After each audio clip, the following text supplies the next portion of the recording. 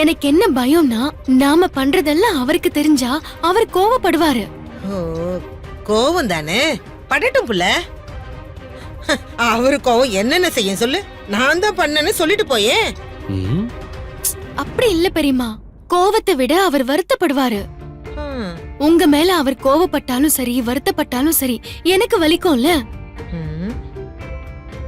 இன்னொன்னு, அவங்க வீட்ல இருக்கறதுனாலதான் அவங்க இப்படி எல்லாம் பண்றாங்கன்னு நினைச்சிட்டாருன்னா அது நல்லா இருக்காது பெரியம்மா, வேண்டாம்.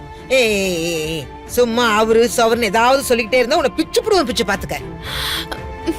ம். இப்ப என்ன புள்ள, இந்த ரேணுகாவுக்கு ஒரிஜினல் கோளாறு எதுவுமே இல்ல, இது காரியக்கார கோளாறுன்னு ப்ரூஃப் பண்ணணும், அப்படித்தானே? நான் பாத்துக்கிறேன். இங்க பாருங்கம்மா, நான் என் அனுபவத்துல சொல்றேன்.